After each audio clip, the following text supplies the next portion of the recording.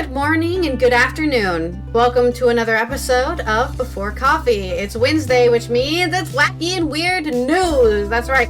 We scoured the internet looking for all the weird wackiness that's going on, whether it comes to people, animals, or the society we live in. This is the first and only international game show, Before Coffee, a father and daughter news podcast where we look up our stories right before the show starts. We just got caffeine in our body and we're learning to speak and read live on stream. So let's get into those weird and wacky headlines and spin that segue wheel. Today on Wacky and Weird Wednesday. Chimp Civil War. First clearly documented split into world's largest known chimpanzee group could offer insight into human conflict. Plus, Philippine President Marcos does jumping jacks to prove he's fit. We're live on stage. Ooh. Greetings, United States. Well, do you remember baby Jessica? Well, she's alive and well. Baby Jessica, but she's been arrested at the age of 40. And plus, the scientists, well, let's see, other story is going to be... Yeah, scientists are baffled after Guinness' oldest octopus turns out to be not an octopus. Dad of 3 suffers burns to 90% of his body after bursting into flames near a California mall. Plus, French court jails Lafarge XCO for funding IS in Syria. Woo-hoo. And in aviation, weird aviation history, we're going all the way back to 1942. Was 1942 a good year? It wasn't a good year for blimps. In my culture news, Bridget Jones' statue becomes a permanent resident of Leicester Square. She makes Londoners feel seen. Okay, and it's National Glazed Spiral Ham Day. Ooh. That's a very specific type of ham. I don't know if you've ever raised a glazed spiral pig, but it's not easy. It's tax day today, April 15th, 2025 on Before Coffee. 26, sorry. 26! 35. Intro. It's National Pick a Wild Guess Day, too. Yep, it's taxes for everyone out there in the US. But I've already had my tax day on March. My tax day's gone by and passed 2 months ago now, so. And I think the UK also already had their tax day. I should look that up, actually. You only file on April 15th if you owe taxes, because if they owe you a refund, man, you fire February 1st. As soon as properly, yeah. You need to give me money, right? As soon as possible. Your employer is required to issue you a W-2 or required associated form by January 31st by the IRS. Of course, the IRS doesn't exist anymore, so do what you want. Do what you want. Here's some examples of tax deadlines around the world. We have, of course, the US is April 15th, Canada April 30th, Argentina June 15th. They have the whole year, basically. Australia is October 31st, but their tax year ends in June. So their tax year ends in June, and then October 31st. And the UK is April 19th as well, actually. So they're also their tax deadline era. But I don't know when the deadline is in the Netherlands. I just know that you can start filing them on March 1st specifically. I don't know if that's the actual deadline, but that's when it's actually open to start filing. Somewhere at the beginning of the year, you got to declare all your taxes, all your income for the year before at some point. That's one of those things, the little cons they pulled on poor people in this country to get poor people to hate the IRS, as if poor people are paying taxes to somebody, right? They're not paying any taxes, but they hate the IRS. Usually poor people are filing the taxes and get a refund for taxes they never paid in the first place, right? You get earned income credit if you're poor, right? If you're poor in America, you get earned income credit. All you gotta be is 25 anymore. You get earned income. You get free money from the government, but they're mad at the IRS. The IRS is necessary to collect tax from the rich people, and that's why Trump is defunding the IRS. So we've got stupid people convinced that, hey, we need to keep these rich people from paying taxes. What a world. What a world. Mm-hmm. And in Japan, it's March 15th. Right, so Japan also has early taxes. Oh, March 15th. Okay, let's roll. Ides of March. Very symbolic, Japan. Anyway. I don't know. They also killed Julius Caesar why. year. I assume it's probably, I don't know why. That's its own mystery. Let's roll our segue, Will. We don't have to go into the history of tax deadlines, because who knows why they chose those days. Because a blind soothsayer told them to. That's why. Yeah, probably. Associate is the first segue. Associate. I gotta even get my pen out yet. For my first story, which is coming out of Science News in Uganda. It's from Holly Large on IFL Science. If you thought the spat between Steve Rogers and Tony Stark was bad, just wait until you hear about the Nogo. That's probably a click language, isn't it? Nogo chimpanzees. Once the largest known groups of chimps in the wild, over the course of around 3 years, the community split into two, and violence between the groups has followed ever since. The longest chimpanzee civil war ever recorded. Now, in a first, researchers have clearly documented the so-called civil war, and what they found could provide insight into human conflict, too. This isn't the first time the chimpanzees have been seen making a violent split, but the Ngogo chimps who live in Kibale National Park, Uganda, have been particularly well studied. Over the years, as a result, the team behind this latest research has 3 decades worth of behavioral, observational, and network analysis data to make conclusions from. What they go on to describe in their paper is a shift beginning in 2015 from a cohesive chimpanzee community to one that rapidly became increasingly separated, avoiding each other both in location and in reproductivity, as in, oh, I'm not going to sleep with you, you're part of that side of the family. The researchers believe that this may have been triggered by the deaths of multiple key males within the community a year earlier. Separation within groups of chimps isn't unusual, but it's normally only temporary. This time it was permanent. By 2018, 2 distinct groups had emerged, something the researchers call exceedingly rare. The Ngogo chimpanzees now consisted of the 107-strong Central Group and the 83 members of the Western Group. While in the smaller number of the two, it was the Western Group that began the transition of the split into lethal aggression. They started attacking Central adults, and by 2021, killing infants of the Central Group. What especially striking is that the chimpanzees are killing former group members. Chimpanzees they know, said Aaron Sandel, Associate Professor of Anthropology at the UT Austin, and the study's lead author, in a statement. The new group's identities are overriding cooperative relationships that existed for years. They used to pick each other's fleas off each other's backs, and now they're killing each other in cold blood. Based on observed attacks, Sandel and colleagues calculated that between 218 and 2024, the Western chimps attacked and killed 1 adult male and 2 infants from the Central Group every year. 3 murders every year between 2018 and 2024. Although with evidence suggested unobserved lethal attacks could have occurred, they believe these figures could be higher. It's understandable that people might be tempted to see similarities in the conflict between 2 chimpanzee groups and between humans. One of our closest genetic relations have, after all, been found to be like us in other ways. When a grisly divide arose between a group of chimpanzees in Tanzania's Gombe National Park in the 1970s, primatologist Jane Goodall likened it to a civil war. But not everyone is so keen on the comparison, with Sandel cautioning against anyone calling this a civil war. Still, the researchers said that the polarization and collective violence that we have observed with these chimpanzees may give us insight into our own species.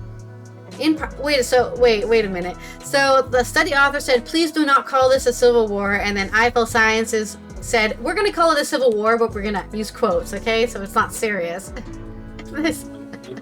Okay. What's so civil about war anyway? I don't know. In particular, the authors highlight the lack of a cultural system in driving the wedge between the chimps. There was no religion, ethnicity, difference of opinion, or a signing of the Sokovia Accords, or any of other factions that might have been essential in motivating a human conflict at play here.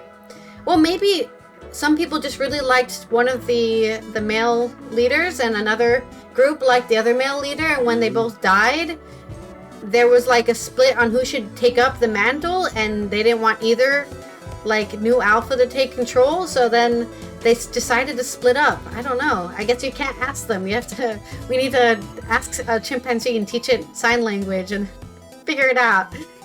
Dynamics alone can drive... They're blowing their chance. They're blowing their chance to be the next species that runs the earth. If relational dynamics alone can drive polarization and lead to conflict in chimps without language, ethnicity, or ideology, then in humans, those cultural markers might be secondary to something more basic, Sandel explains.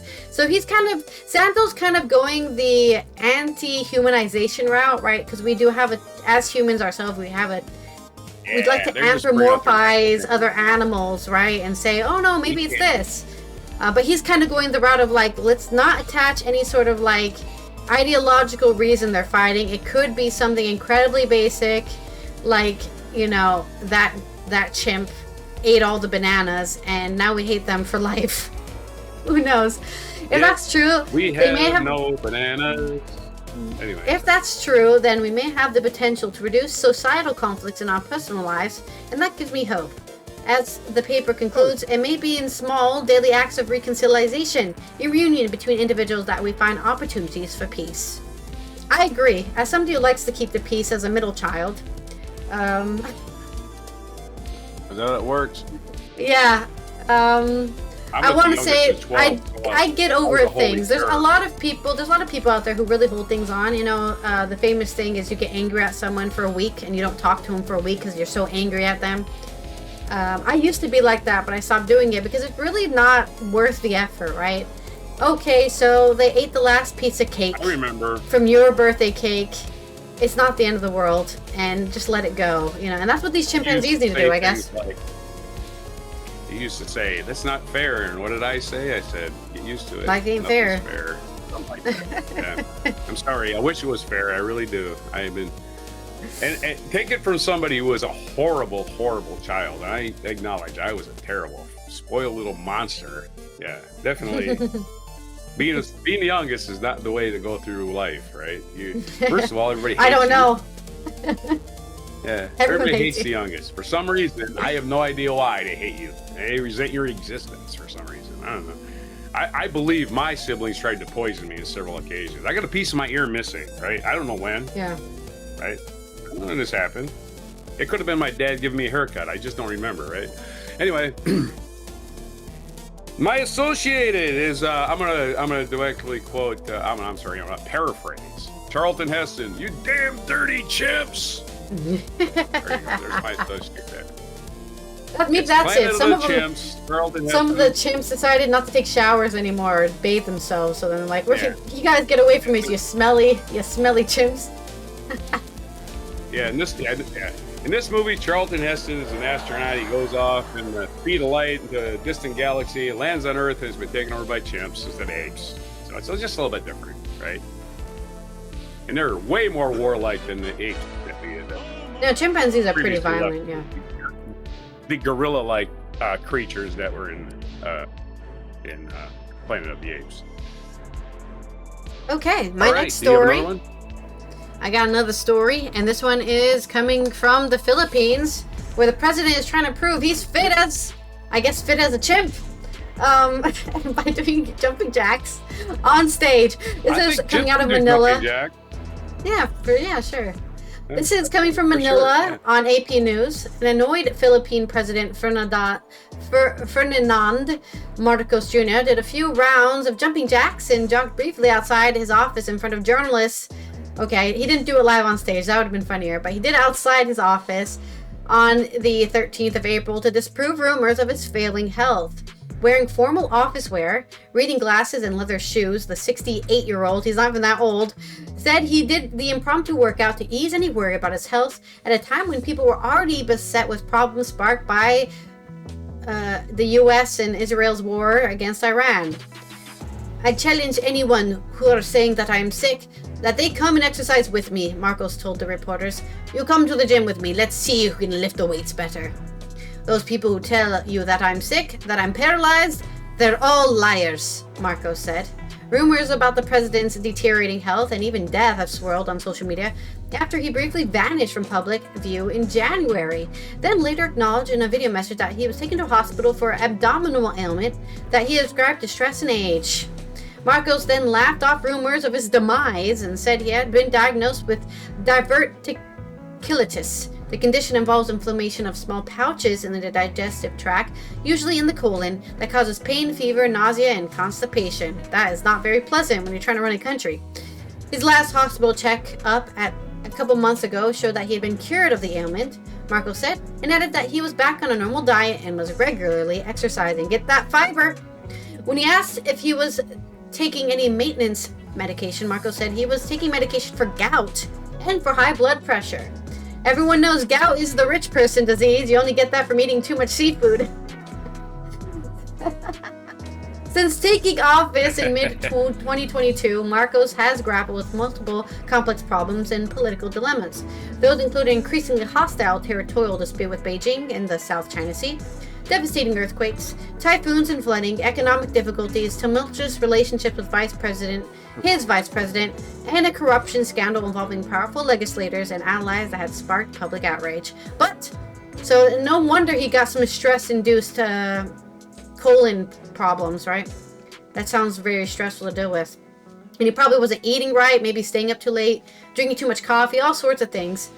Not enough water. There's so many things that can cause these kind of abdominal ailments. So hopefully he's got his life back. Well, he says he's got his life back on track and he's exercising.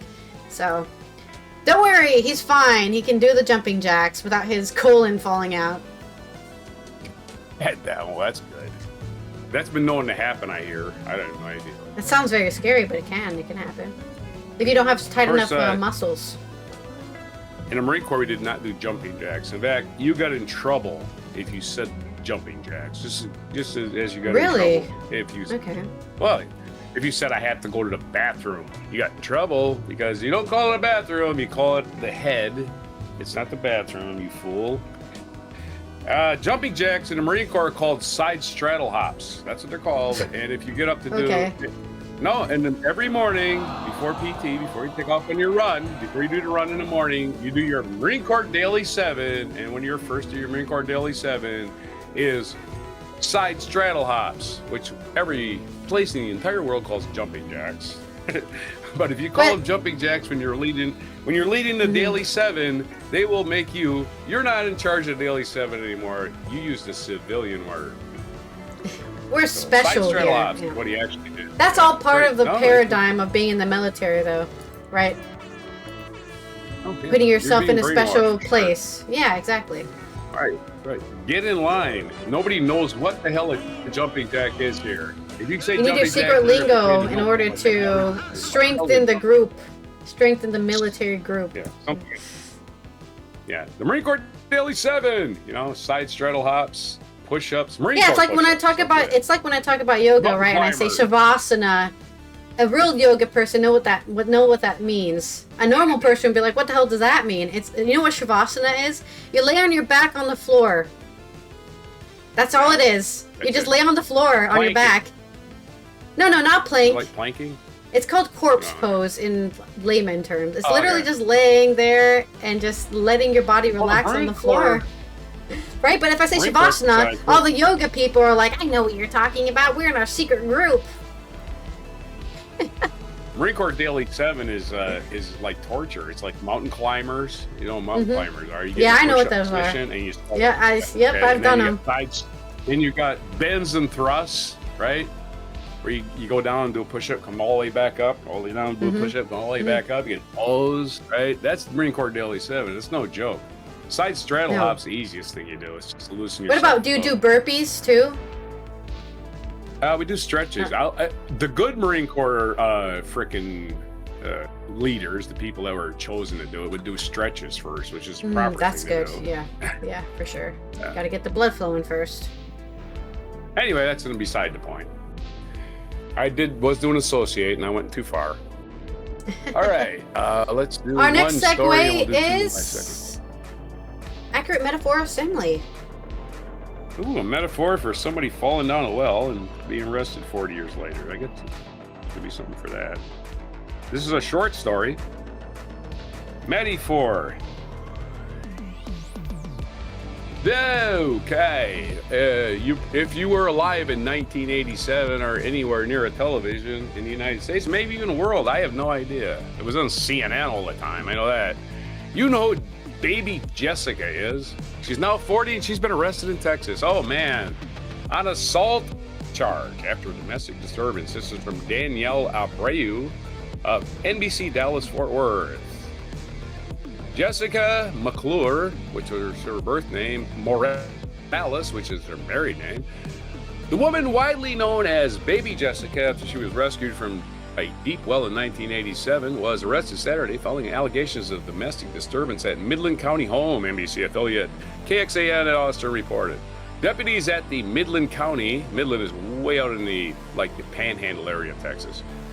It's out in the Permian Basin where all the oil is, right?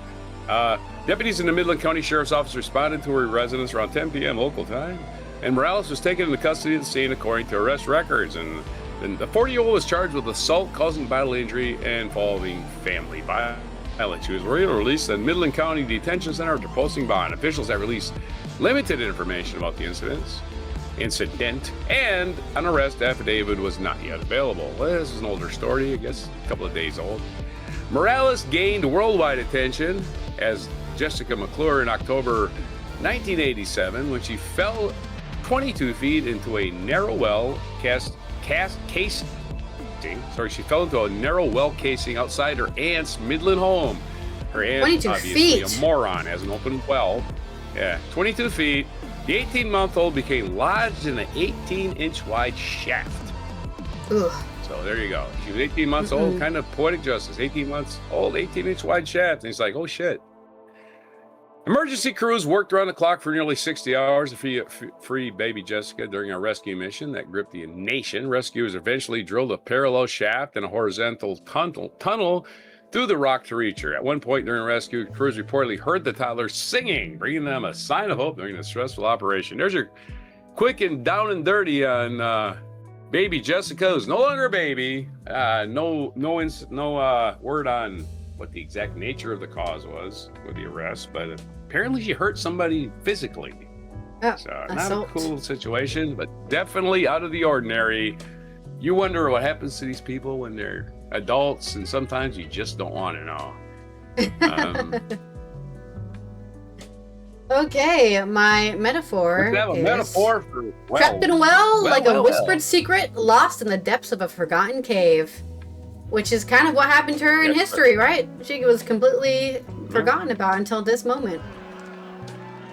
Yes, I think this was the start of the campaign of, before there was social media, there was a shitload of people doing fundraisers, before there was GoFundMe or that nonsense, crowdsourcing or whatever. There was none of that stuff. It was just people going, let's raise money. Who knows? The kid probably got free college, which I would have been great for any of my kids. So I'm thinking, should I throw my kid in a well? I just, Lucky for us, we had one of those wells that just is a pump, right? So they couldn't fall in one. Sure. No, it has to be an open well. Yeah, but I'm saying you're gonna have an open well. So. I think I'll let my sister watch my daughter. She's 18 months old and she lives in, my sister has an open well outside her house. I don't even understand. Yeah, terrible.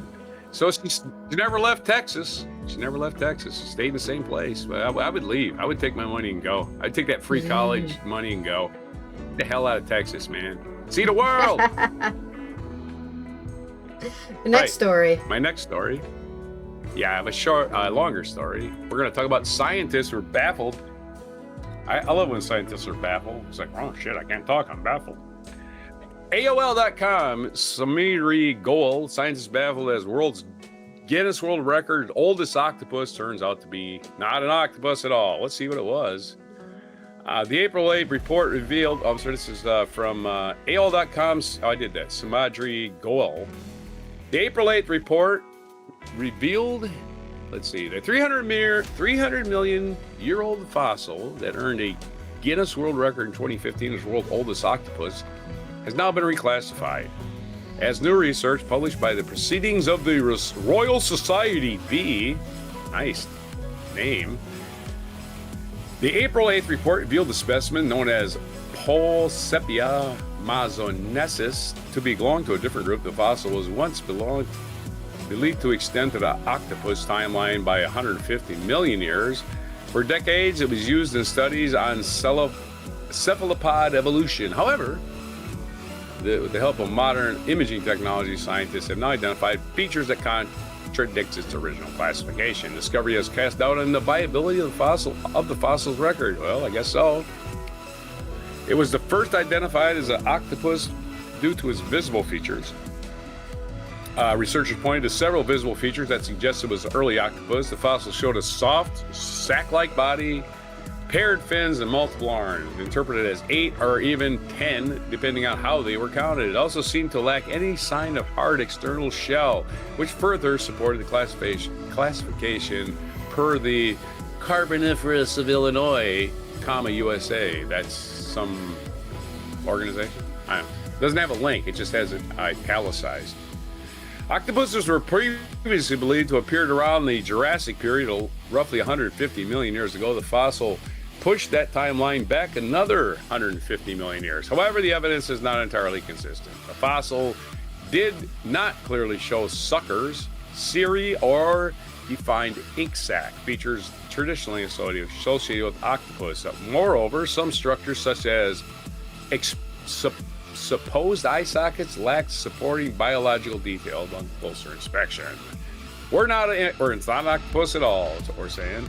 Even after the Polsepia monzanis was classified as an octopus, several scientists questioned whether the evidence was strong enough to support that claim. Cephalopods are notoriously difficult to study in the fossil record because their soft bodies decay quickly, leaving behind incomplete or altered features that made the interpretation challenging from the start. For example, the 330 million-year-old fossil Psilocymolopodi bidini was described by researchers from the American Museum of Natural History as an early Zamperopod, potentially reshaping octopus revolution. This is overturning 100 years of science and cephalopod evolution. We can't do that. And said paleontologist Christopher Wallen. I almost say Christopher Walken. Maybe I should start talking to him like Christopher Walken. The cephalopods. I can't do that. This is a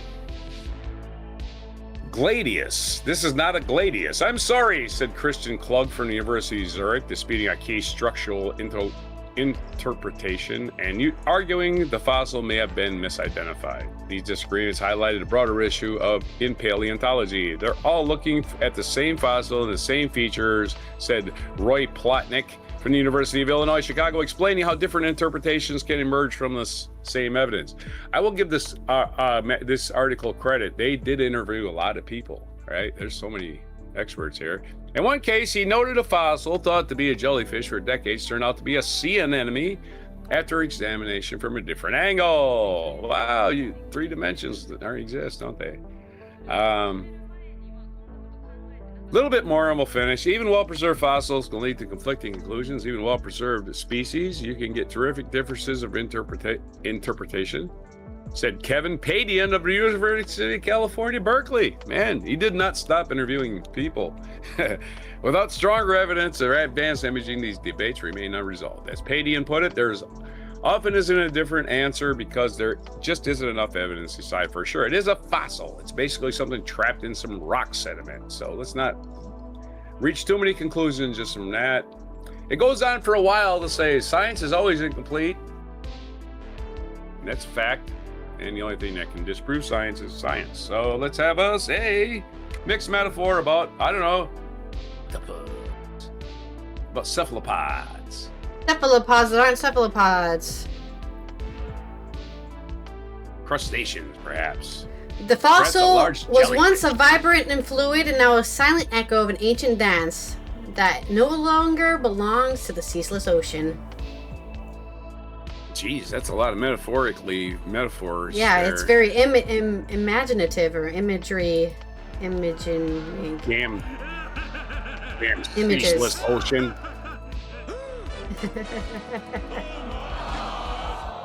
Ceaseless. All right, there's your 2 stories. We have another story and a spin. Next segue.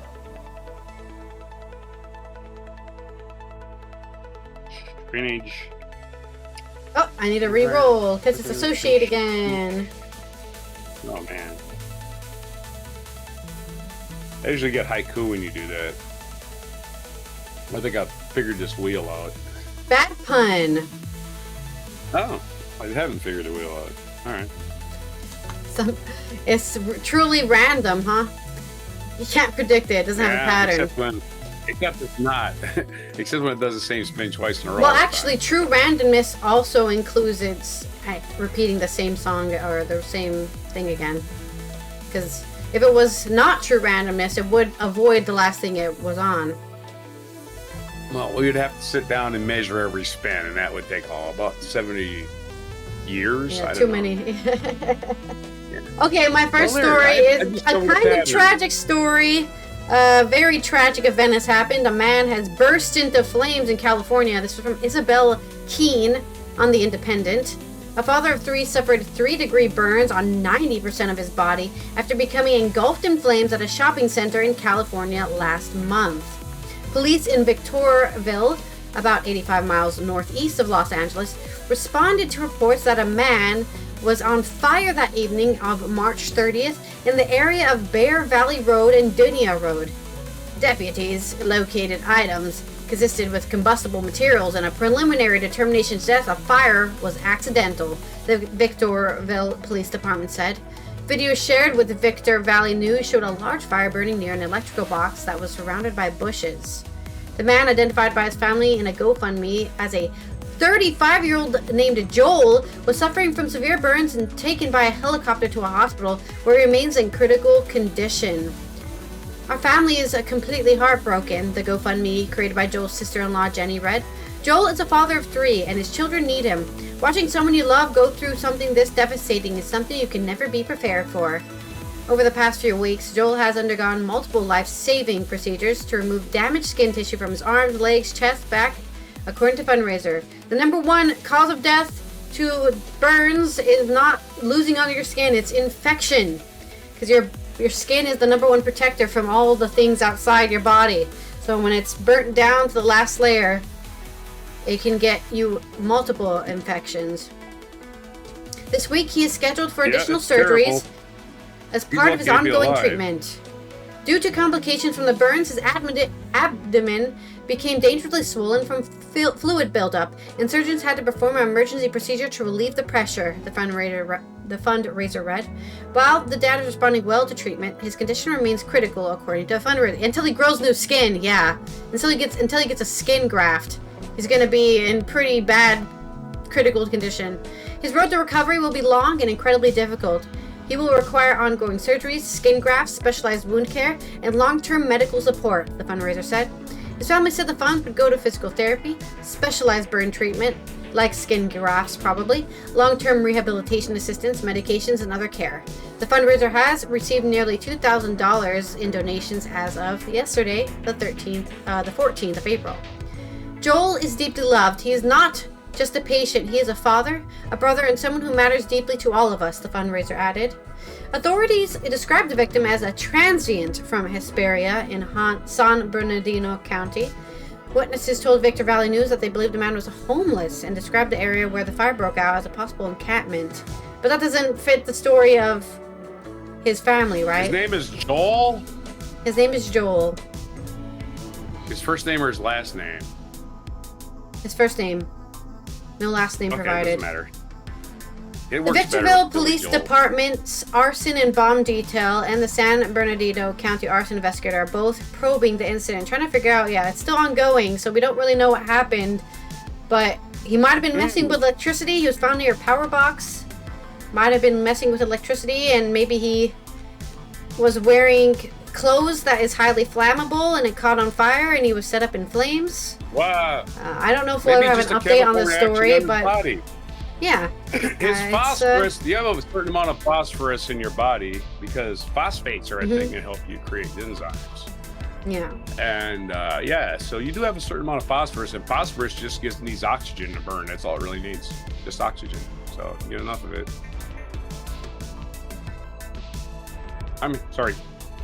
No, that's it. That's the end of the story. And do you have a so a bad pun? Had a puns, right? So I didn't want to. I came up with a playlist for the guy, right?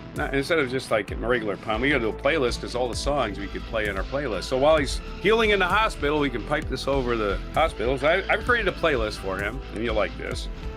The first song is going to be called "The Kid Is Hot Tonight." The next two songs are going to be called "Fire," "Fire" by Bruce Springsteen, or "Fire" by Jimi Hendrix. We'll just put them back. Or "Fire" by BTS, or "Fire" by BTS. Yeah. Any number of songs called "Fire." "Burnin' for You" by Blue Oyster Cult. Don't forget that one. "Fire and Rain" by James Taylor. "Burning Down the House" by the Talking Heads. And of course, his name is Joel. So we got to put a Billy Joel song in there. We didn't start the fire. Start the fire. We didn't start the fire. And of course, anything by the Flaming Lips. So there you go. We didn't start the fire, but Joel caught on fire. Yeah, there you go. And I'm hoping he, I guess if you can, look up Joel, GoFundMe, San Bernardino County. I don't have the link they didn't provide the link in this article either, but I guess donate if you care about this poor guy who caught on fire. Because I was going to rewrite it's just an awful situation. You know that song by "Fire" by Bruce Springsteen, where I was gonna rewrite the whole song just for this, but I decided not to. I'm riding. Well, the Pointer Sisters had a hit with it. I'm riding in your car. So as of now, right now, I found it. It's called "Prayers and Support for Joel's Burn Recovery." That's the name of the GoFundMe. It's raised $8,756. Because this article I think was from yesterday. But since then, it's raised. I guess since that article went out, they've gone from 2,000 to 8,000. So, their goal I think is 10,000. Yeah, their goal is 10,000. So they're only 90% funded right now. So I guess feel free to find prayers and support for Joel's burn recovery on GoFundMe and donate $10 or something. It helps this guy because he has no skin. Literally has no skin. Okay, next story. Is coming out of France from the New Arab. While other multinational companies left Syria in 2012, Lafarge evacuated only its expatriate employees and left its Syrian staff in place until September 2014, when IS militants seized control of the factory. A French court on Monday, the 13th of April, fined the cement group, that's right, they make cement, over $1.3 million and sentenced its former boss to 6 years in prison for paying protection money to the Islamic State, which means they funded a terrorist organization. When you pay protection money to the mafia, you're funding the mafia and other jihadists to maintain its business in the war-torn Syria. The ruling follows a 22 case in the U.S. in which the French firm pleaded guilty to conspiring to provide material support to U.S.-designated terrorist organizations, agreed to pay a $778 million fine the first time a company had faced the charge. Maybe they hoped they could just make so much money, Syria would never be freed from the control of the Islamic State, and no one would ever find out. I mean, that's what rich people do, right? Nobody will find out about this. We can make a bunch of money. The Paris court found that Lafarge, now part of the Swiss conglomerate Holcim, paid nearly 5.6 million euros or $6.5 million in 2013 and 2014 via its subsidiary Lafarge Cement Syria, LCS, to jihadist groups and intermediaries to keep its plant operating in northern Syria. It ruled that Lafarge must pay the minimum fine of 1.125 million euros. So that's less than how much they paid for the protection money sought by prosecutors during the trial, which is about $1.31 million. It also sentenced the company's former CEO, Bruno Lafont, to 6 years in prison. That's the real payment here, right? Not the fine. The CEO who was in charge of that decision is going to jail for 6 years, probably in a nice prison, right? It's France after all. It's not, Syria. He's not going to prison in Syria for financing terrorism, which a judge ordered him to start serving immediately, even though a lawyer confirmed that Lafont would appeal the ruling. This method of financing the terrorist organization, and primarily IS, was essential in enabling the terrorist organization to gain control of Syria's natural resources, allowing it to finance terrorist acts within the region and those planned abroad, particularly in Europe, said the presiding judge Isabella Prevost Desprez. The company established a genuine commercial partnership with IS, she added, saying the amount paid to the jihadist organization, which was never disclosed, contributed to extreme gravity of offenses. Lafarge had finished building a $680 million factory in Jalabia in 2010, just before Syria's civil war erupted in March the following year, amid opposition to then-President Bashar al-Assad's brutal repression of anti-government protests. IS militants seized large swaths of Syria and neighboring Iraq in 2014, declaring a cross-border caliphate and implementing their brutal interpretation of Islamic law. While other multinational companies left Syria in 2012, Lafarge evacuated only its expatriate employees and left its Syrian staff in place until 2014, when IS militants seized control of the factory. In 2013 and 2014, Lafarge paid intermediaries to access raw materials from the Islamic State organization and other groups to allow free movement for the company's trucks and employees. It paid jihadists, including the Islamic State group and Syria's then Al-Qaeda affiliate Jabhat al-Nusra. The defendants included the company, 5 former members of operational and security staff, and 2 Syrian intermediaries. The court found all 8 former employees guilty of financing terrorist organizations and issued sentences ranging from 18 months to 70 years behind bars. Firdaus Plas, a Syrian ex-member of staff who made the payments to the jihadist groups, was sentenced to in absentia to 7 years in jail. Former Deputy Managing Director Christian Hérault, who was handed 5 years in jail. Hérault had argued that the decision to keep the factory open was made out of concern for local staff. We could have washed our hands of it and walked away, but what would have happened to our factory employees, he said. Prosecutors said that 69-year-old Lafont gave clear instructions to keep the plant operation, a decision they called staggering in its cynicism. The French National Counter-Terrorism Prosecuting Office, PNAT, said in its closing arguments in December that Lafarge was guilty of funding terrorist organizations with a single aim: profit. Holcim, which took over Lafarge in 2015, has said had no knowledge of the Syrian dealings. A second case concerning allegations of complicity in crimes against humanity is ongoing. Kurdish-led Syrian fighters backed by U.S. airstrikes defeated the IS Caliphate in 2019. An inquiry was opened in France in 2017 after several media reports and 2 legal complaints in 2016, one from a finance minister for the alleged breaching of an economic sanction, another from a non-governmental group, and 11 former Lafarge Syrian staff members over alleged funding of terrorism. In the U.S. case, the Justice Department said Lafarge sought the Islamic State's group's help to squeeze out competitors, operating an effective revenue-sharing agreement with them. Lafont, who was chief executive from 2007 to 2015 at the time, denounced the inquiry as biased. Yeah, I'm kind of with Holcim here.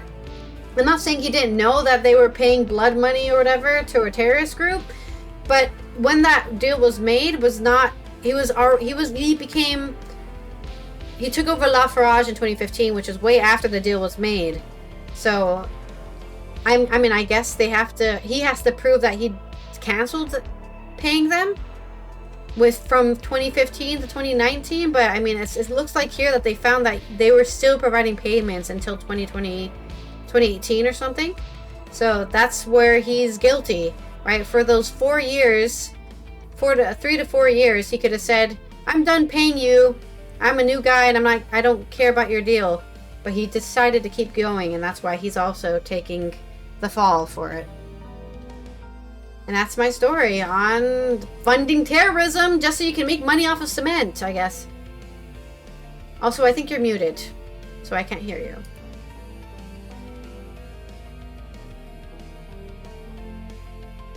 Oh, I must have had to cough or something. I forgot I muted myself. Okay. There's my pun. The Muslim leader feasted this morning. No word on what the caliph ate. much.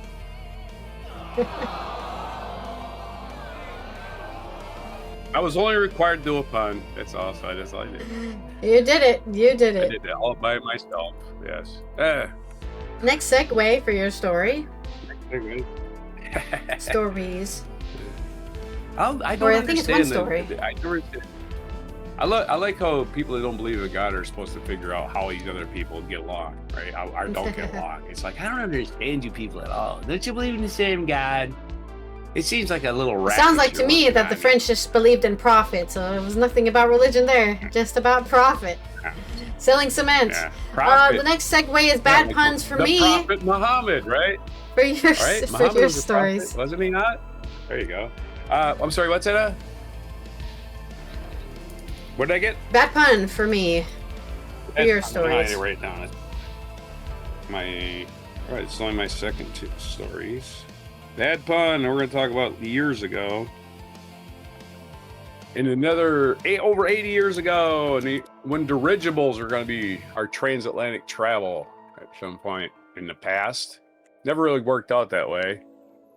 We're going to talk about Navy blimp crash in 1942. This is from popularmechanics.com. Elizabeth Rain. Here we go. Here's what you'll learn when you read. Oh, I got to read the stories here. It's almost noon. It's almost noon on August 6, 1942, when Ethel Appleton of Daly City, a suburb at the edge of San Francisco, held her daughter in terror after she heard a mysterious scraping sound coming from her roof. Her neighbor, Richard J. Johnson, had been waxing his car when he eyed what appeared to be a monstrous shadow above Bellevue Avenue. He immediately dropped his polishing rag and ran to shield his mother. It was not a moment too soon because sparks erupted from the electrical wires and a nearby utility pole when U.S. Navy blimp crashed head-on into it. The blimp, which a repurposed Goodyear vessel, Goodyear was making blimps in those days too, called L8, had strayed from its course, appearing as if out of nowhere in a residential neighborhood. At the time, the U.S. had only been involved in World War II for 9 months, and the Japanese forces had already sank half a dozen Allied ships off the California coast and shelled a massive oil drilling facilities. L8's mission over the Pacific Ocean was to track and destroy Axis submarines, so the repurposed Goodyear blimp was armed with two 365-pound depth bombs and a 30 caliber machine gun with 300 rounds of ammunition. Its crew, veteran Navy Airman Leonard Ernest Cody and Ensign Charles Adams, were experienced flyers. Cody had even flown the L8 before in an effort to deliver cargo to a warship before a Tokyo raid. That was probably the Doolittle raids, because that's the only thing we were actually doing to Japan. It was like the Doolittle. If you look that up, it was kind of heroic. The slightly overcast morning, Cody and Abrams took off for L8 from Treasure Island and headed for a patrol area around the Farallon Islands, Point Reyes, and Montara before their return. L8, also called Love 8, had been aloft for an hour and a half when Cody spotted a suspicious dark smudge beneath the surface of the ocean. He radioed about an oil slick, code for a possible enemy submarine. Yep, something's making that oil come to the surface, right? In 17:42 a.m., and dropped a smoke flares into the ocean before investigating further. While sailors aboard the nearby U.S. Liberty ship SS Albert, let's do this again. While sailors aboard the nearby U.S. Liberty ship SS Albert Gallatin and the fishing boat Daisy Gray noticed an Allied aircraft, the result was also nothing about the regular coastal blimp patrol that struck them as unusual. But peering through their binoculars at the L8 and its crew, they were unaware it was the last time anyone would see Cody and Adams alive. The blimp floated past witnesses without issue until Richard Quam, an off-duty seaman, noticed this deflating form on its way to the beach. He grabbed his camera, and his impromptu photo would be taken later as evidence. The L8 finally touched down on Bellevue Avenue after scraping across the roofs of several houses, including Appleton's, and hitting Johnston's car. The door had been latched open. The loudspeaker system microphone was dangling out the open door, and the engine was still running and there was no sign of the pilots. Authorities were able to determine only that the blimp had dumped some of its fuel to increase buoyancy fast. Search and rescue teams scoured the area for one of its missing depth bombs, which was found on a golf course. But oh my, let's play through that hazard, huh? What do I do when I hit a bomb? But there was still no sign of a man. They had officially gone missing. Rumors about the missing crew of the ghost blimp haunted the Bay Area because they were required to wear life jackets while flying the blimp. No one was surprised that Adams and Cody's life jackets were missing from the aircraft. However, all three of the gondola's parachutes, parachutes were still left in the gondola, so they did not parachute out. Maybe they're really good divers. I don't know. And the life raft was still aboard the LA, so maybe they were sucked out by some phenomenon. Some speculated the men had gone AWOL. You don't go AWOL without a parachute, folks. Anyway, or the flares are actually used to show where one crewman had fallen instead of marking the oil slick siding. Perhaps the other crewman jumped out in an attempt to rescue the former, but didn't survive the fall, and nobody among the many eyewitnesses of the blimp's flight had seen anyone falling. My theory is, yes, since they were getting rid of their ballast to stay in the air, they must have been rapidly falling, right? So they got rid of their ballast, right? And it wasn't working, so they bailed when they were really close to the ocean. So let's jump here, we're 10 feet from the ocean, let's jump. Get the sailboat, or get the life raft. Fuck the life raft, this thing's going up in the air again. Let's get the hell out of here. And that's probably what happened, and they probably got eaten by sharks. But that's my theory. Anyway, some speculated men going AWOL. Others thought they might have been captured by the Japanese, which is absurd. But there is no evidence of any bombing or other damage that would have been almost inevitable in that scenario. Some wilder theories suggest that both crewmen involved in a love triangle. Here we go with this one. With one murdering another before taking his own life. Well, that absolutely adds up, doesn't it? And of course, some have suggested that an alien abduction. Of course, there's a logical explanation there. Decades later, researcher Otto Gross thought he finally found the answer after starting his own investigation into the disappearance. In 2009, he claimed he had been able to access documents from the Department of Defense that proved the blimp was being used to test new radar equipment that a crew had possibly gone unconscious from an onslaught of microwaves. They could have gone unconscious from lack of oxygen, dude. However, there was no hard proof of these claims, and the website where Gross posted these, the website don't exist. 2 days after the incident, the Navy had a formal investigation, calling 35 witnesses. For 7 days, the inquiry ended with still no answers. After a year, no sign of either Cody or Adams. They were declared dead. Their families probably got their life insurance, whatever. The blimp itself, in case you were wondering, it was returned to Goodyear after the war and flew over many football fields. It continued to be a in-service blimp. It had damage, but it could still fly. And under the new name America, it lasted until 1982. So this thing still stayed in the air for another 40 years. Now sits on display at the National Aviation Museum. You can go visit it. The gondola, repainted, its old LH design and marking, is still the center of mystery that in all likelihood will never be solved. I already told you what happened. I don't even think it was even that hard to figure out. They were losing altitude, so when they lost enough altitude, they just jumped out of the damn gondola because the thing was malfunctioning.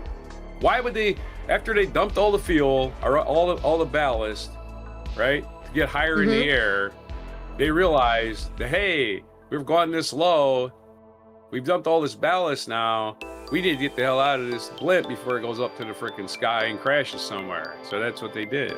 That's obvious. And of course, they didn't have a lifeboat because they didn't have time because they were sinking really fast. So they jumped out. Very simple, I think. I don't know why they didn't figure this out. Well, anyway, let's have us a bad pun. That's my only story in this section, by the way. Big, long story about blimps. Yeah.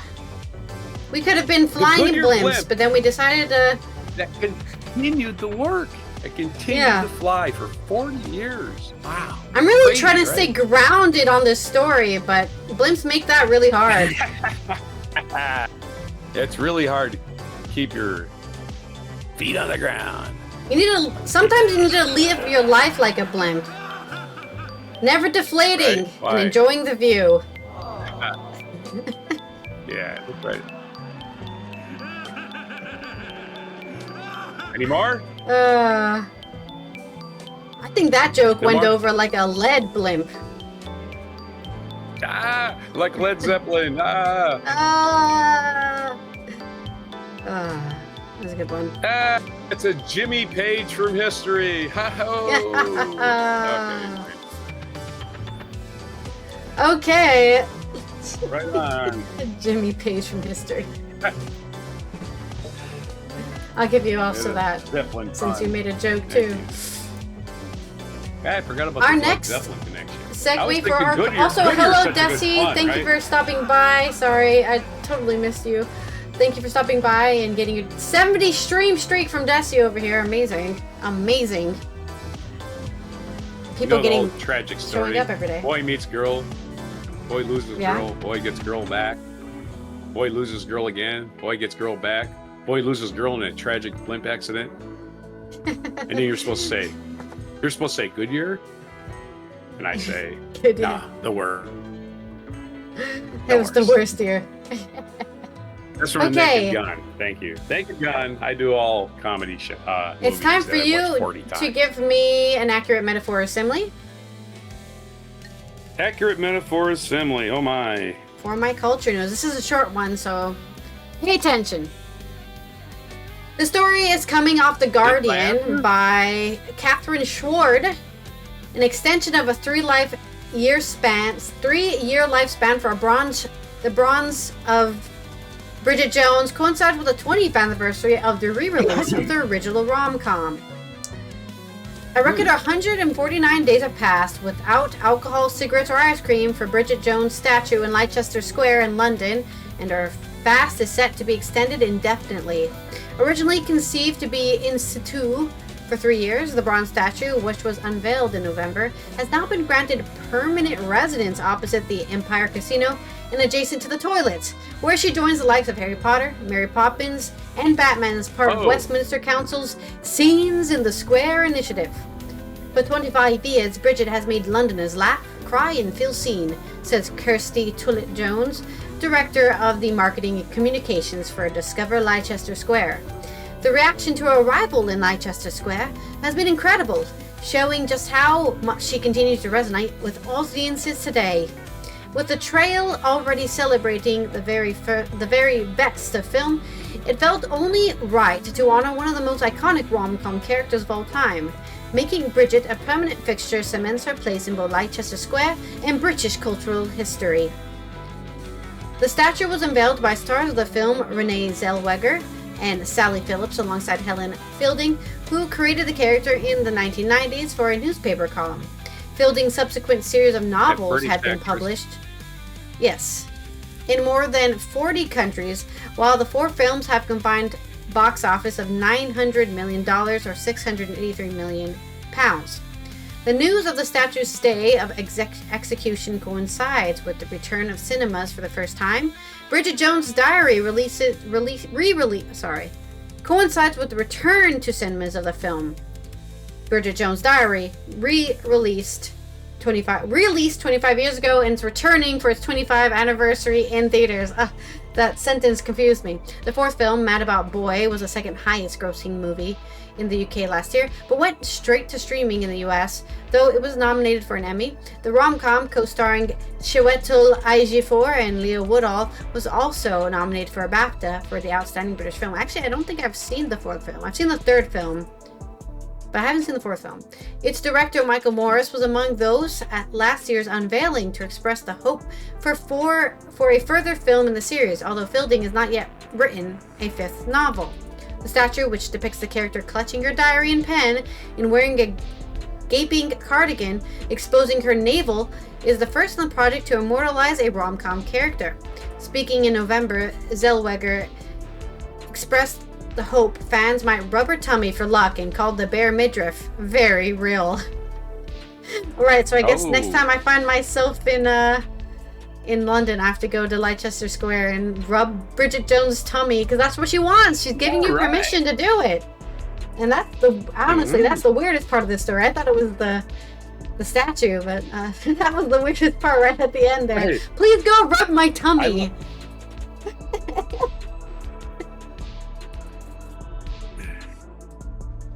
That's the end of my article, by the way. That's it? Oh, okay. Yeah. Cool. Oh, yeah.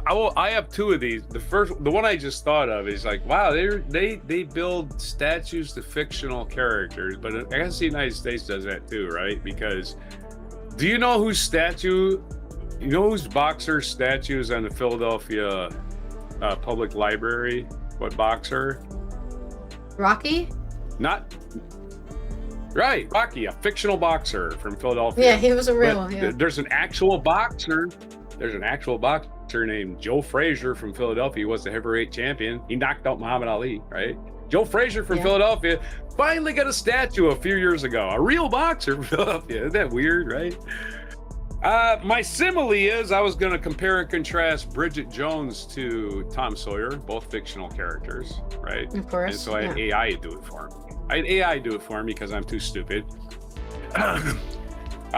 They're both likable rascals. Bridget is a clumsy adult staggering with social standards, while Tom is a child rascal with a conscience, navigating small town expectations. Another similarity are both driven by chaos. Both are known for getting into and out of self-inflicted awkward situations. And humorous narratives. Both stories are noted for their humor and laugh-out-loud moments, serving as a leading examples of their respective genres. That's what AI has to say for me. Google AI, which, you know, take it for what it is. It did the similes for me. Thanks. There's differences Thanks, of Google AI. That's how similes. Why? They're totally different. Well, not in metaphorical sense. They're not different. They're both representing the same thing as a metaphor. So that's what you get. Movies. Movies are metaphors similar, almost 100% of the time. There's a director behind that camera you do not see. He is making it a metaphor that you may or may not pick up on. Just realize. Yeah, you may relate to it, or you may not. And if you don't relate to it, it's a counter to your reality, and that's also useful, right? You don't have to always relate to things. Right. It can also be not a contradict. It can also contradict your reality to help you experience how the world works. Yeah, y'all are just trying to evoke an emotion in your gut using a metaphor for the most part, and the whole thing's just a metaphor. Anyway, I'm stupid. I'm over talking again. All right. This is something you can almost always predict, I feel like. It's this day in history, so I'm gonna write you haikus for this day in history. It's always a poem, right? How lot many, of times. How many haikus I get for this? Only three. I do like the major thing, somebody in like's birthday, and then like something from the National Day calendar. That's usually what I do. Well, you know it's tax day, so we've already got that out of the way, right? All right, we're all the way back into, oh my God, I'm not even going that far back, only back to 1920. So history only started in 1920 for this day. 1920 was Sacco Vanzetti, another, scapegoating immigrants case. 2 men were murdered in South Braintree, Massachusetts, leading to the Sacco Vanzetti case. It's still controversial conviction of 2 Italian immigrants who were executed and probably didn't even do it. 1924, Rand McNally Auto Chum was released. It was the American Publishing Company's first road atlas. I love old road atlases. Oh my God, yeah. They should make more of those. They're so great. Yeah, they should republish the old ones because they show you roads that aren't there anymore, right? You're going through country road, like, man, this thing seems like it used to be asphalt, and it's dirt, and then you find an old map and you go, oh shit, this used to be a freaking major road. And that's what I'm going to do this summer. I'm going to travel all over the Netherlands and make a road atlas, and I'm going to go, these are the bike roads you can do to get there. Travel the entire Netherlands on a bike road, and it's going to take me 3 years to make that book, and by the time I finish, all those places will be closed down. You and your scabby knees will write a nice book, right? Because all that sleeping on the ground. Anyway, I love old atlas again because of the old information is just great. Of course, they identify lakes with different names. That's another thing you find. 1928, Robertson Aircraft built the first. It's one of the, let's do this from the start, Robertson Aircraft, one of the companies that built Charles Lindbergh's planes. it became American Airlines. So the company that started out flying Lindbergh, they flew its first mail route on this day, 1926, between Chicago and St. Louis, and Charles Lindbergh was the pilot. Okay, so that's what it was. Charles Lindbergh's first job as a pilot. Flying mail between Chicago and St. Louis. Awesome. 60 years after the Pony Express, right? 1947, Jackie Robinson broke the color barrier in Major League Baseball. Played for his first Major League game for the Brooklyn Dodgers Davis Field. He wore number 42, which is the meaning of life, by the way. And today in baseball, every player and every team is going to wear number 42 in his honor.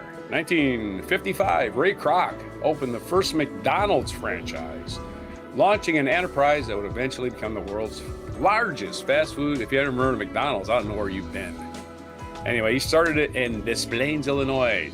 By the way, he just bought the franchise. He didn't start it.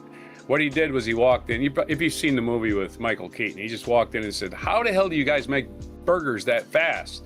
And he bought the idea. That's what he did, and he changed the name. 1980, French novelist and playwright Jean-Paul Sartre died at the age of 74. He was a leading exponent of existentialism, in case you were wondering about him. French invented a lot of that free-thinking stuff, right? Especially in the 1920s. That was your era where the 1920s, everyone went to France for free thinking, Paris especially. 1989, tragedy occurred in the Hillsborough Stadium in Sheffield, England, when a crush of football or soccer fans, as we call them in the States, ultimately resulted in 97 deaths and hundreds of injuries. Police mistakes were later blamed for the incident. Police mistakes, that's pretty general.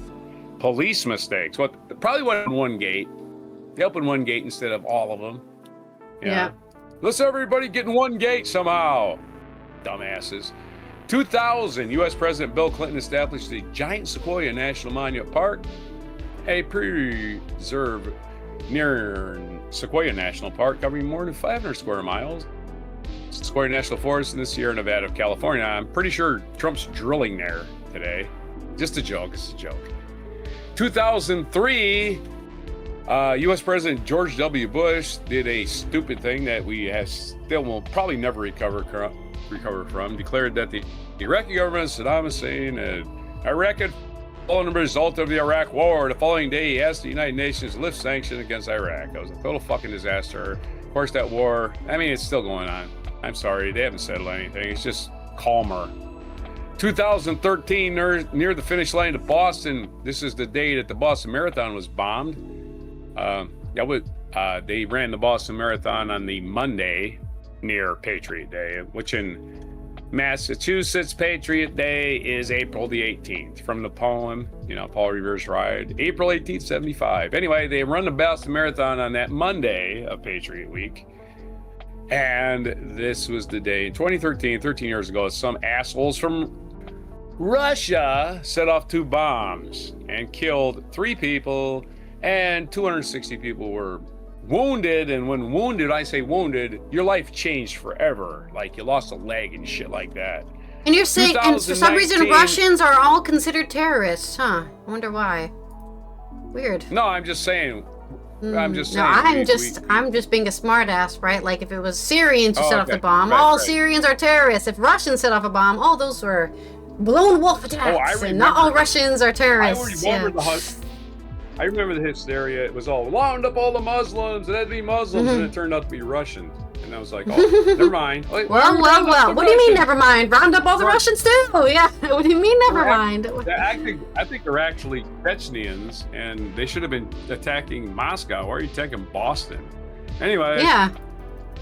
2019. The other thing you remember for sure. We talked about the other day. The Notre Dame Cathedral. Speaking of fires, speaking of bursting into flames, that's what happened on this day 7 years ago. Notre Dame Cathedral was ablaze. Most of the cathedral's roof, the 19th century spire, some of the rib vaulting, a restored project began. It was completed in 2024. So they were still going on while we were there in 23. Yeah, they had the big opening in 2020. I think they had a big opening in 2025. Because it was completed, but they wanted to have a huge thing. Yeah. Yeah, my church experienced in Europe was still the one in Scotland where they had the knights in the stained glass, not Jesus. There's no Jesus, no Jesus. You have knights carrying swords in your stained glass in your church. What's that about, right? Weird, right? And again, they were honoring the Crusades. That's the only way to put it, right? Our next day in history thingamajiggy, as we go our featured day. That's not the Notre Dame Cathedral. What happened on this day? The most famous thing that happened on April 15th is the Titanic sinking. That's right. Iceberg had its day. Iceberg said, yes, score one for the iceberg. In 1912, the sinking of the unsinkable British luxury liner Titanic sank en route to New York City from Southampton in England, and it's all Leonardo DiCaprio's fault because he was distracting everybody with his sexiness. Good looks, right? Yeah. He had everybody distracted. Totally his fault. Of the approximately 2,200 people on board, some 1,500 people died. A lot of them rich. Went down with the ship, including the Astors. Amazingly, right? With the ship's crew and third-class passengers experiencing the most losses. Third class is steerage. That's where Leo DiCaprio was staying. Jack Dawson. Yeah. He was in steerage. He was actually a stowaway. Leonardo, another birthday. We mentioned one Leonardo. There's only two other Leonardos in the world. One's a Ninja Turtle, and the other one's Leonardo da Vinci, and it's his birthday today. So what the hell? And they're both the same because they're named. 14th, He's named after the turtle's named after Da Vinci. So exactly. So all Leonardos in existence today, they come from this one. April 15th, 1542. Born in Vichy, Italy, this day, but he died at the age of 67 in Coslus, France. May 12, 1519. So happy birthday to Leonardo da Vinci. Hell of a day. 1707, Leonhard Euler, Swiss mathematician, was born. Kim Il-sung, president of North Korea at one time. I think he's the grandfather of the current clown. He was born in 1912. He was probably born in the Soviet Union, I think, perhaps. 1959, what are you talking Emma about? Thompson was born. North Korea was not part of the Soviet Union. They maybe were part of the Japan Imperial. North Korea wasn't a thing in 1912, I don't believe. Yeah, it was just called Korea, and they were not part of the Soviet Union ever. What are you laughing about? You can be born anywhere. It doesn't matter what country you ended up the ruler of. Che Guevara is Bolivian. He overthrew the Cuban government. You know what I mean? He was born.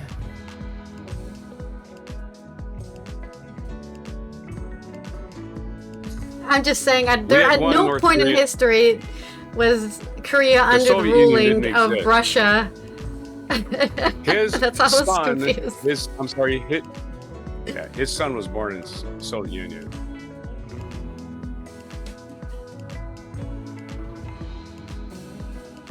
He grew up in Northeast China.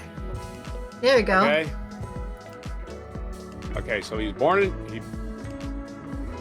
in Japanese ruled Korea and grew up in Northeast China. Kim Il-sung. So he's still technically born in Korea then. If he was born in Korea, he was born in Korea. Kim Jong-il was born in the Soviet Union. His son was born in the Soviet Union. Razil no Russia, which I believe is in Siberia. Anyway. Really? Siberia? That's where what was he doing there? So he born in a gulag. He was in prison because there was some kind of conflict between the Soviet Union and China. No, but I believe. No, but why was he born? Sure. Like he wasn't born from his dad, was he? He was born from his mom. So like, why was his mom in Siberia? I'm saying his mom and dad had to get together somewhere, and they got together in Siberia. And then 9 months later, they were still there, I guess. I'm gonna go ahead. I'm gonna go ahead and say he was probably in Siberia because he was Chinese citizen. He got put in some kind of occupation went on somewhere, and man, it's too much to go on because of Japan. Emma Thompson's birthday, 1959. Lovely Philippe, Emma the king Thompson. of the Belgians' birthday. So the Belgian king, if he's still alive, he should be only like 66 today. So it's his birthday. Happy birthday to Philippe, the king of the Belgians. Get him a cake. He's right down the road from you. Go to his birthday party. 1982, Seth Rogen, Canadian actor and screenwriter. So he's shares a scheme writer. Leonardo. Scheme writer, exactly. More his scripts are more like schemes instead of scripts, right? He's a scheme writer.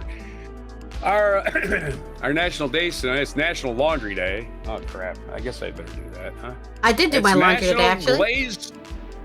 Yeah, and if you wanna throw a glazed spiral ham in your washing machine, you're welcome to do that because it's glazed spiral ham day. It's Purple Up Day. Purple Up Day. Hello, Purple Up Day. I'm wearing purple, yeah. I'm always wearing purple. Guess what I'm writing with today? I'm writing in purple ink purple today. pen. There you go. We can't pinch purple, you now. Purple. I'm the purple guy. Peach.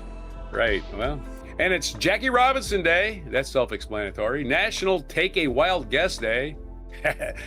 What am I wearing? Take a wild guess. National Tax Day. We got through that. It's National Rubber Eraser, or as they call it in England, rubber. Can I borrow a rubber? Yeah, I don't. You can borrow a rubber, but I don't want it back. How about that? Anyway, National Titanic Remembrance Day. That's all of those things, and you know why?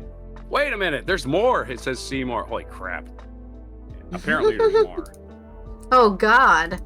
Wash Day, Purple Up Day, hams, Take a Wild Guess, Jackie Robinson, Rubber Erasers, National Titanic. Oh, it's one more thing. No, it isn't. Why'd you maybe do that? There is no other things. Gee.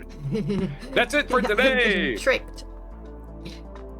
Let's do some haikus now. I've pulled the weirdness into the station for April 15th, 2026 on before your spiral glazed ham. You don't want any other kind. Don't be unglazed and don't be unspiraled, or it won't be tolerated on this day. Let's have some haikus so I can. Let's have some haikus here. First, icebergs loom in night. Majesty meets bitter fate. Stars weep for lost dreams.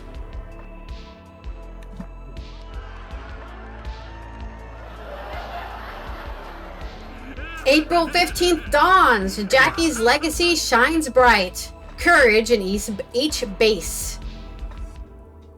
He was running. He stole a lot of bases. Running over those bases. Spiral ham delight.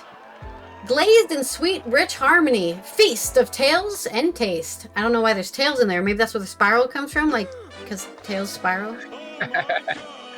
Yeah, that's a bit of a pun. You basically cut it with a wire, right? You just a wire cutting it, wrapping it around like that. I'm sure it does in this motion. It's probably a machine doing it, right? Maybe, yeah. I have to go. What's the spiral ham video later? The spiral ham. That's also a Simpsons joke, by the way. The smoked ham. Oh, yeah. The smoked ham meme. I don't know if you remember that one.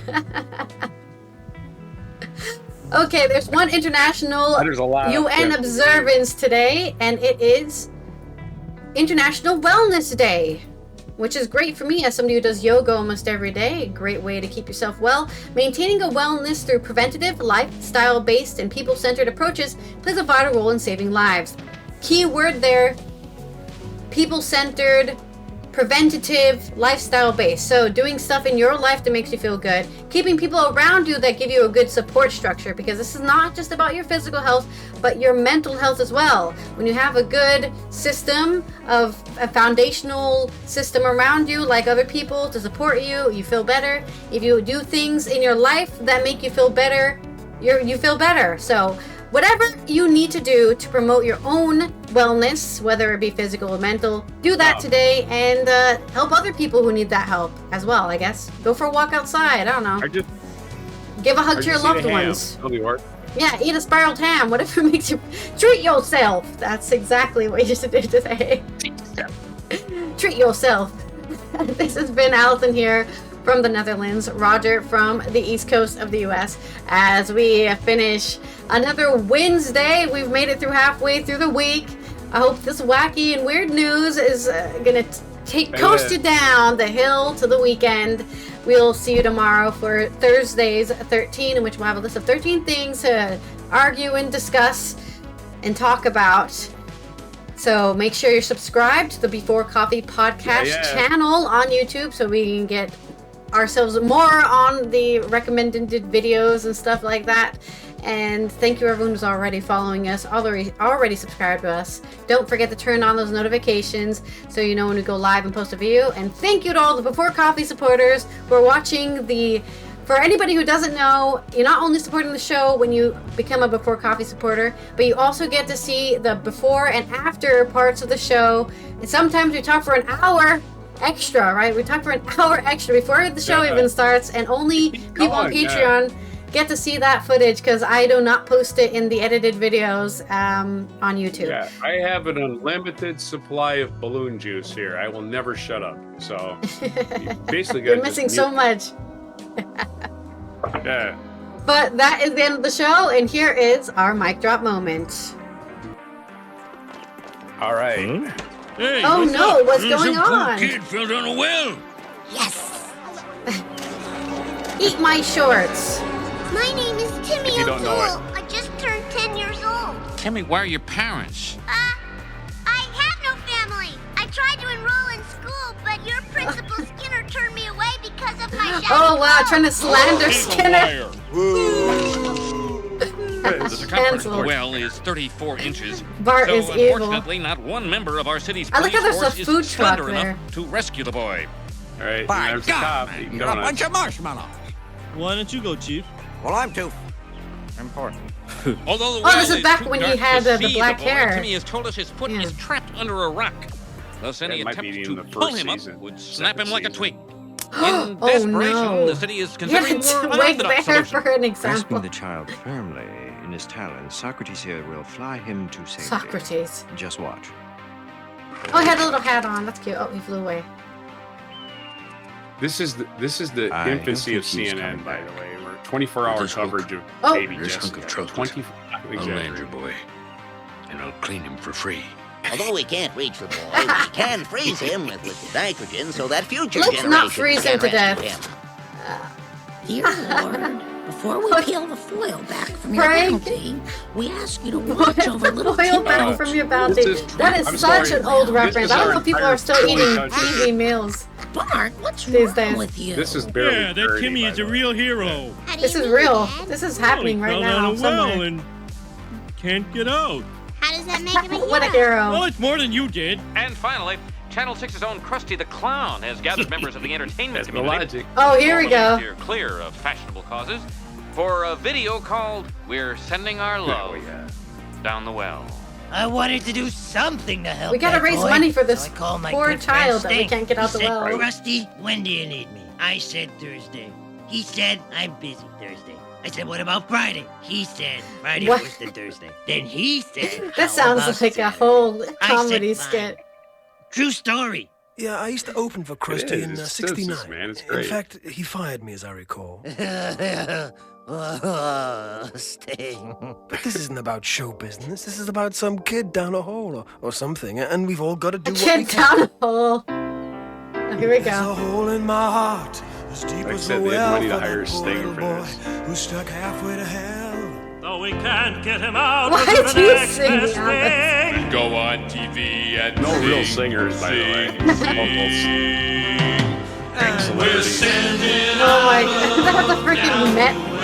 The guy from the Mets or whatever. Bleeding Gums Murphy. Oh, and of course Ray Charles is there. What's he That's not Ray singing Charles. like Bleeding that? Gums Murphy. What are your plans for the Oh, role? That's Bleeding Gums Well, we Murphy, gotta pay man. for That's- Oh, that's sorry, the my guy who bad. plays that. Bleedy Gums Murphy. Distribution. You know, those limos out back, they aren't free. Whatever's left, we throw down the well. Whatever they have, give you throw down the well. Be sure to hit the like, Give him subscribe, some and money. That notify won't save buttons. him. And follow Oh, other dear. channels. Toxic Alley, I want to turn Mr. and Gravy, and Scratchy Old Records.